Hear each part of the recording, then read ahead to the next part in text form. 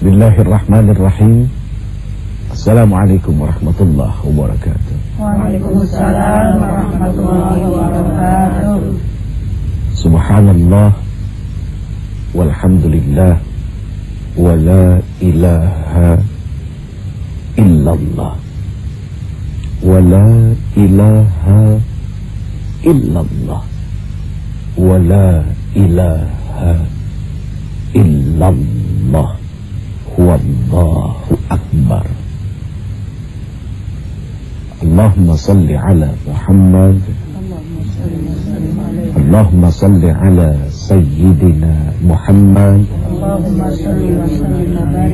Allahumma salli ala Habibika Sayyidina wa Syafi'ina wa Maulana Muhammad, wa ala alihi wa ashabihi wa barik wa sallim ajma'in. Amma ba'd. Allahumma arzuqna fahman nabiyyin wa fasahata hifdzil mursalin wa sur'ata ilhamil malaikatil muqarrabin wa akrimna Allahumma binuril ilmi wa sur'atil fahmi wa akhrijna min dhulumatil wahmi wa akrimna. Doa apa itu tadi? Agar cepat paham. Iya, yang jawab Umi yang kasih tahu. Allahumma rzuqna fahman nabiyyin, artinya adalah apa? Meminta kepada Allah semoga kita diberikan rezeki pemahaman seperti para nabi ketika mereka memahami ilmu yang datang dari Allah. Ya, ini subhanallah, luar biasa. Allahumma antas salam wa minkas salam wa ilaika ya'udus salam wa hayyina rabbana bis salam wa adkhilna al-jannata daras salam tabarakta rabbana wa ta'alaita ya dzal jalali wal ikram. Hadirin pemirsa Cahaya Hati yang dimuliakan Allah Subhanahu wa taala. Mudah-mudahan di subuh pagi ini kita menjadi orang yang pertama mendapatkan rahmat dari Allah Subhanahu wa taala. Artinya adalah apa? Ketika kita mau berusaha, bangun lebih awal, lebih pagi. Lalu ketika mata ini terbuka, yang dicari adalah Allah, maka insya Allah segala sesuatunya Allah yang akan bertanggung jawab. Allah yang akan bertanggung jawab. Jadi kalau Allah yang akan bertanggung jawab, wah, aduh, nikmat. Kita nggak akan khawatir, ya, tidak akan khawatir. Ustazah Hasna sehat, Ustazah Faiza Haris, ghanili. Ibu-ibu sehat semua ya. Mudah-mudahan sehatnya bukan cuma lahir, tapi batin. Artinya kita diberikan pemahaman bukan cuma sibuk mengurusi jasad, tapi juga ruh. Ya. Karena jasad ini tidak ada arti tanpa ruh. Yang membuat mata ini bisa melihat apa kira-kira? Karena ada ruh, ada nyawa di dalamnya. Cuma ya terkadang begitu, setiap hari orang sibuk cuma ngurusin perut badannya aja. Ya, padahal ya Allah, tanpa ruhnya tidak akan ada arti apa-apa. Baik, di kesempatan pagi ini, Ja'al faqir ad-da'if ilallah, miskin ilmu kurang amal, gak sempurna dalam ibadah, ingin memberikan pesan wasiat. Yang pertama sudah pasti ditujukan kepada diri ini dan keluarga baru yang lain. Dan insya Allah mudah-mudahan yang lain mau dengar. Amin. Tema kita pagi ini judulnya 8 bencana batin. Bencana. Kalau bicara bencana sudah pasti yang ada dalam pikiran kita itu sebuah kerusakan yang menimbulkan kesusahan, lalu menimbulkan efek panjang penderitaan yang sangat luar biasa. Kena banjir, terkena gempa bumi, dan segala-galanya. Dan Tapi itu semua adalah lahir, bukan batin. Ada bencana yang paling dahsyat, yang paling hebat, yang akan membuat seseorang itu hilang harga dirinya, lalu tidak punya semangat menapaki hidup di dunia ini untuk mencari akhiratnya, ketika batinnya terkena bencana. Sebetulnya ini diambil daripada doa Rasul sallallahu alaihi wasallam. Allahumma inni a'udzubika minal hammi wal hazn, wa minal ajzi wal kasal, wa minal jubni wal bukhl, wa minal ghalabati ad-dain wa qahrir rijal. Nah, itu doa. Udah turun tangannya. Senang amat jadi tukang minta-minta. Iya, nggak apa-apa. Nggak apa-apa dibilang tukang minta, nggak apa-apa. Memang hari-hari kita kerjaannya cuma minta-minta. Ini kameramen tukang minta-minta semua. Sampai yang di dalam tuh, yang pada dengerin tukang minta-minta semua. Kerjaannya minta dulu ke Allah, ya. Apalagi orang-orang soleh, aduh, jauh lebih peminta-minta dari kita semua. Karena mereka tidak meminta kepada selain Allah Subhanahu wa ta'ala. Itu prinsip orang-orang soleh. Manusia cuma bisa bilang kesihan, paling begitu aja. Tapi Allah, segala-galanya adalah Allah. Yang memberikan jalan keluar adalah Allah. Kita akan sampaikan setelah dia sabar. Pemirsa yang dimuliakan Allah Subhanahu wa ta'ala, sesuai dengan apa yang ingin disampaikan tadi, ada 8 bencana batin. Yang pertama itu adalah al-hammu. Al-hammu itu artinya banyak angan-angan. Apa persamaan banyak angan-angan? Terlalu banyak keinginan, terlalu banyak kepengen. Pergi jalan ke pasar, jalan ke mall, kalau kita banyak keinginan, kira-kira bakal banyak mampir nggak? Bakal banyak mampir.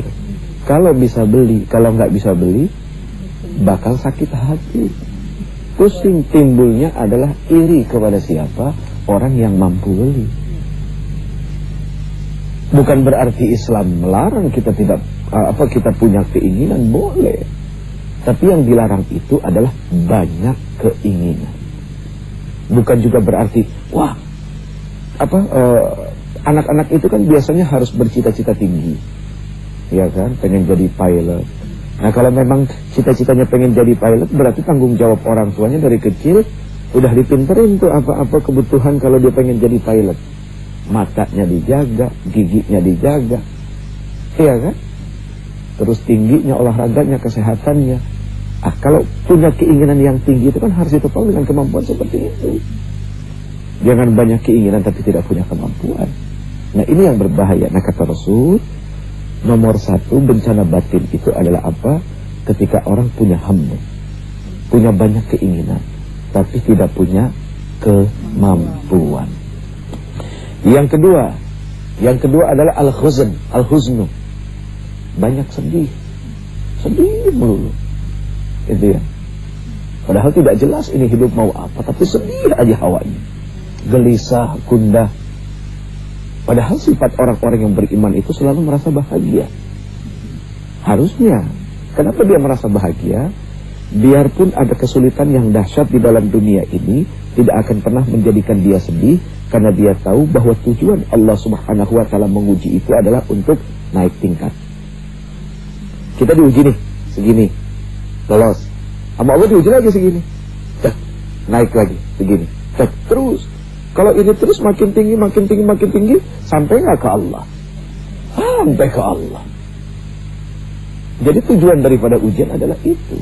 Nah, jadi ketika dia diuji, dia tidak akan merasa sedih, dia tidak akan merasa gundah.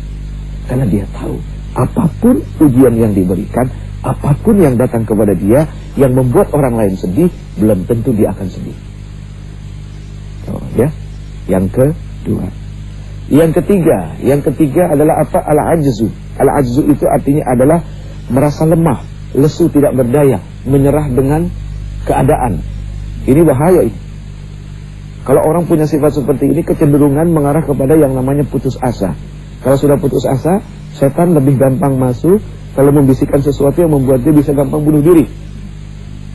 Kasus kemarin di berita, seorang istri, ya, dibunuh sama suaminya, kemudian suaminya gantung diri, membunuh dirinya juga. Ada apa coba di dalam diri mereka? Sampai-sampai mereka lupa kalau mereka itu diciptakan oleh Allah Subhanahu wa Ta'ala. Kalau mereka itu punya hidup, di mana hidup itu harus dipertanggungjawabkan dunia akhirat. Aduh, sedih kalau lihat berita kriminal sekarang. Ya Allah, anak bunuh orang tua, ya, istri membakar diri. Ada juga istri motong, ya itu dah, ya, itunya suami, ya. Ya Allah ya kan. Apa yang ada dalam pikirannya saya nggak ngerti kadang-kadang. Sampai sebegitu dahsyatnya punya pikiran mau potong. Ya Allah, ini kalau diterusin bakal jorok nih. Udah kita lupain aja dah. Soalnya ini begitu ditanya sama hakim, kenapa dipotong? Udahlah, jadi terusin, udah kita teruskan yang lain saja. Yang keempat apa? Al-kaslu, artinya pemalas. Hidup ini kan harus rajin. Karena kalau rajin itu pasti ada manfaat, tapi kalau malas itu akan menuai apa? Orang malas itu tidak akan menuai apa-apa. Ya. Tapi petani yang rajin itu dia akan mendapatkan sesuatu dari apa yang dia usahakannya. Nah, orang malas mah gak bakal dapat apa-apa. Dan orang malas itu gak akan pernah dilibatkan apapun oleh orang lain. Ketika ada satu pekerjaan misalnya, ajak si anu, kau saja, kenapa? Ini orangnya malas, ngandelin orang lain dulu. Kan begitu. Jadi orang malas itu tidak akan dapat perhatian orang lain. Rasul, ya Allah ya Karim, seorang Rasul yang sudah dijamin surga. Aduh, mana ada rasa malasnya Rasul. Ingat nggak ketika Rasul pertama kali bangun masjid di Madinah? Beliau ngangkat batu. Terus sahabat bilang, jangan ya Rasul. Tidak, apakah aku tidak boleh bekerja, kata Rasul. Boleh ya Rasul, tapi coba, seorang Rasul memberikan contoh yang sangat luar biasa. Tapi memang biasanya begini. Kenapa anak malas, gak jauh-jauh karena suka ngelihat orang tuanya malas. Tapi gak adalah orang tua yang malas, meskipun juga ada gitu kan. Tapi rata-rata orang tua pasti rajin, karena mereka tahu kalau mereka tidak rajin, anaknya tidak akan punya apa-apa. Iya. Yang kelima itu al-jubn. Al-jubnu itu artinya adalah penakut, pengecut. Ini sebetulnya hampir mirip ini dengan perasaan merasa lemah, ya gitu. Kalau orang penakut kira-kira punya kemampuan apa? Orang penakut jalan di tempat gelap, bayangannya apa? Setan. Tuh, ya. Kalau orang penakut itu akan banyak melahirkan bayang-bayang, pikiran. Jadi parno, kalau zaman sekarang paranoid. Iya kan? Saya pernah ngalamin itu, Bu. Iya, saya pernah paranoid setahun setengah. Kayak orang gila di dalam kamar gitu. Ya, di lemari kayak ada orang ngomong, dibuka lemari nggak ada. Pintunya suruh kunci tuh. Ini saksi hidup, apalagi ini. Padahal nggak ada apa-apa. Jadi orang penakut itu kemana dia pergi dia tidak akan pernah merasa aman. Selalu ada rasa takut, dia tidak akan pernah merasa tenang dan tidak akan pernah merasa aman. Ya, selalu gelisah, resah. Nyambung ke yang tadi itu. Ya. Kemudian al-bukhl. Al-bukhl itu artinya adalah bakhil, pelit. Jadi orang yang tidak mau membantu orang lain dengan hartanya. Ini perkara yang kadang-kadang bikin kita bingung. Pernah ingat kan? Ada yang bawa dompet nggak? Ada yang bawa, dompetnya ditinggal. Nggak usah. Seringkali kita merasa bahwa apa yang ada di dalam dompet kita itu adalah punya kita. Padahal tidak. Ente dari rumah datang ke sini kerja ke Antv, bawa uang, naik bis, begitu pulang naik bis lagi dong. Nah di dompet itu ada uang milik siapa? Milik supir sama kenek, bukan milik kita. Jadi kita sampai ke rumah, kembali lagi ke rumah dari tempat pekerjaan karena ada uangnya kenek sama uangnya supir. Coba kalau kita pertahankan, kita nggak kasih uang supir, mau dijorokin di tengah jalan. Kita kembali. Hadirin yang dimuliakan Allah, insya Allah yang dimuliakan Allah Subhanahu wa Ta'ala. Masih sisa dua ya. Yang pertama al-hammu, kemudian yang kedua al-hazan, yang ketiga al-ajz, yang keempat al-kasal, kemudian yang kelima al-jubn, kemudian yang keenam al-bukhli, yaitu orang yang pelit. Yang ke-7 adalah ghalabatud dain. Ghalabatud dain di sini artinya adalah kebanyakan hutang. Tuh, kebanyakan hutang. Saya juga lagi ngerasain ini, pusing banget kebanyakan hutangnya.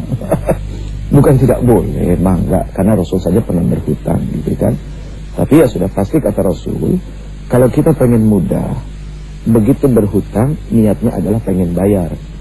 Jadi ghalabatud dain itu bikin mumet, bikin pusing. Yang terakhir adalah waqahfir rijal, artinya adalah di bawah penindasan.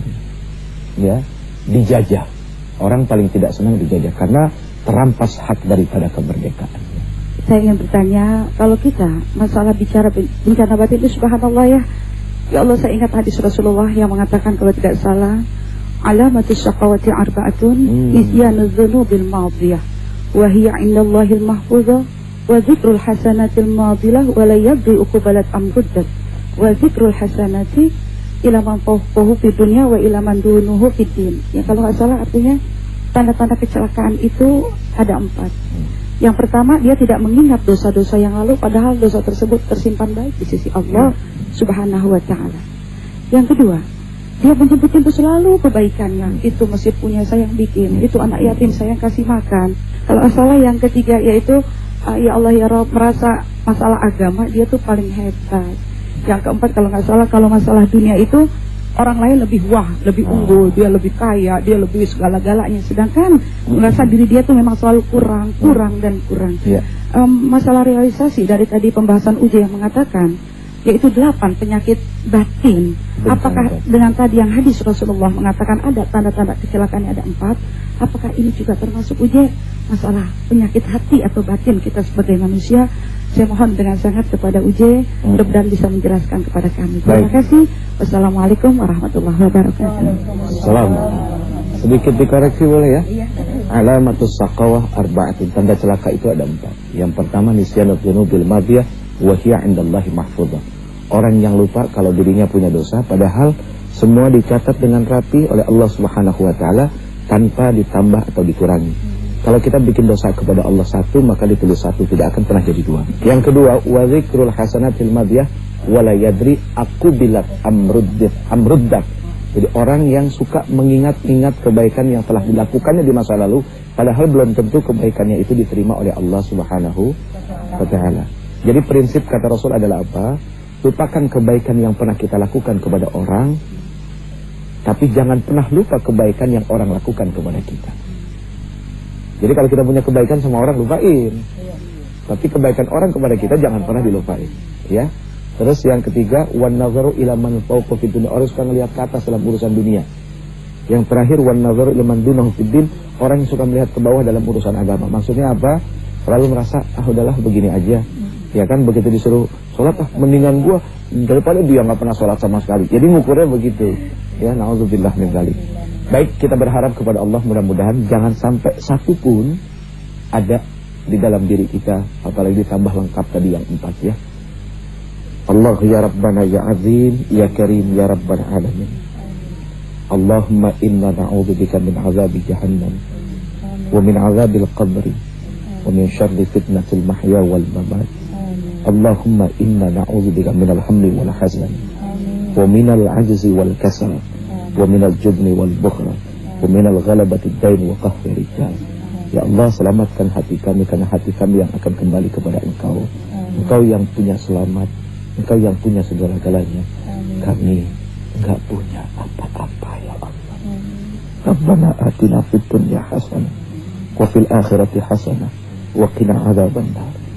Sallallahu ala khairi khalqihi Muhammad wa ala alihi wa sahbihi wasallam. Subhana rabbika rabbil izzati amma yasifun, salamun alal mursalin walhamdulillahi rabbil alamin. Mohon maaf lahir batin atas segala kekurangan dan kekhilafan. Assalamualaikum warahmatullahi wabarakatuh. Waalaikumsalam warahmatullahi wabarakatuh.